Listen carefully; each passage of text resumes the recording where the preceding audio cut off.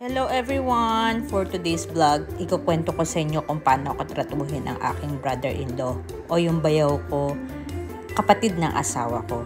So, tunghayan ang video na ito.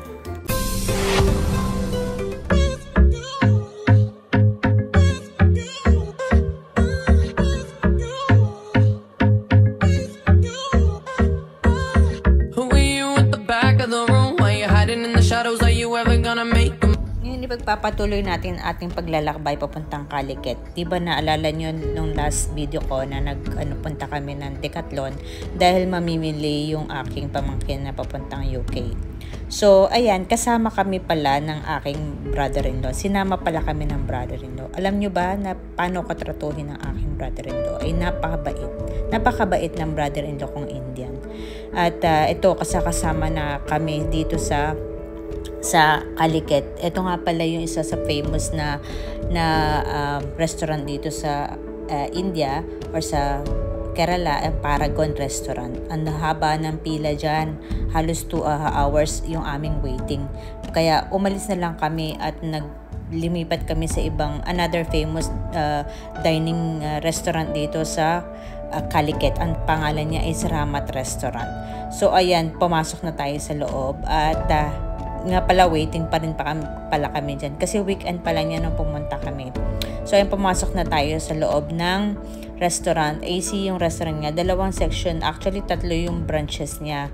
May AC section at saka merong regular section. So nandito kami sa AC section. So ito na nga pala yung mga condiments na sinaserve nila dahil nag-umorder kami ng biryani at ayan, sinaserve na yung biryani.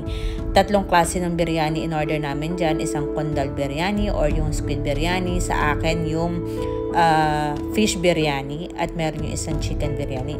Usually ibang mga restaurant hindi nagsaserve bihira mag-serve ng mga fish biryani at kondal biryani. So bihira yung mga ganitong restaurant, no, na ito yung isa sa restaurant na nakita ko nag-serve ng fish biryani. Ang pangalan ng fish na to is Aikura. So ayan, at tignan nyo ang lalaki ng ng hiwa ng biryani niya. 2 pieces yung biryani niya. At syempre ang condiments na yung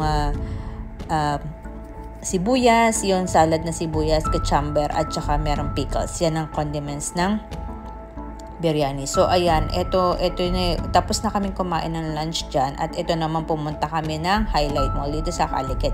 Diba sabi ko nga sa inyo, sinama kami, ako ang bunso ko, yung anak ko at saka yung ako, sinama ng brother-in-law ko, yung family niya, kasi nga magkatabi kami ng bahay. So ito na yung loob ng Highlight Mall.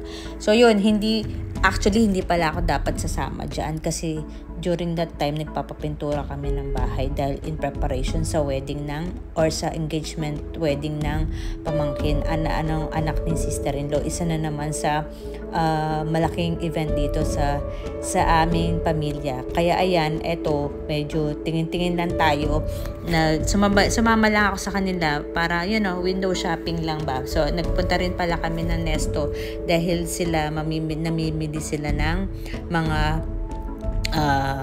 para sa bahay nila. Nakita nyo, ang dami-daming mga spices dito sa India, mga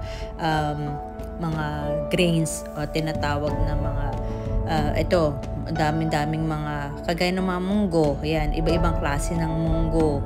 May makikita ka red na parang mung dal, mga dal, puro mga dal, iba-ibang kulay ng dal. Sa atin, ang alam lang natin na dal, yung munggo lang ang alam natin na grains, diba? Or yung mga garbanzos, mga ganon. Pero dito, ang daming mga klase ng grains. Ayan, makikita nyo sa isang estante. Ba't ibang section dito sa Nesto supermarket. Hypermarket pala, malaki pala tong hypermarket. Ito naman yung mga spices section nila. Grabe, ang daming spices section. Nakikita nyo, may mga garam masala, may biryani masala, chicken masala, fish masala, egg masala, lahat na, chili powder, turmeric powder, coriander powder, tapos may mga spices pa na, mga herbs pa kagaya ng mga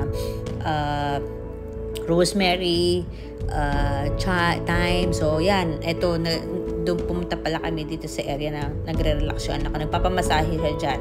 So after niyan, pumunta naman kami dito sa coffee shop. Ganito ka bait yung brother-in-law ko na tinitreat kami sa pagkain, tapos sasama kami sa paggala. Ayan, no, nagpunta na kami sa coffee shop kasi na dito, snacks time na dyan, nasa 5 o'clock na ang snacks time nila dito.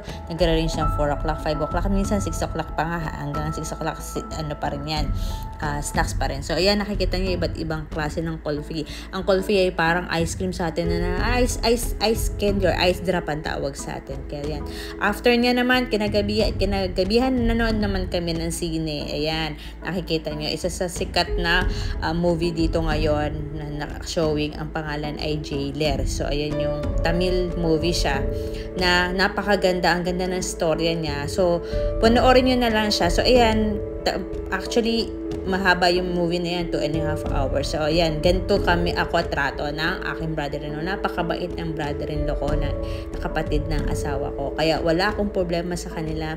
Dito naman sa India, kailangan mo makasama, diba? Para makasundo mo ang pamilya ng asawa mo. Especially ibang lahi sila. So kailangan mo talaga makasama.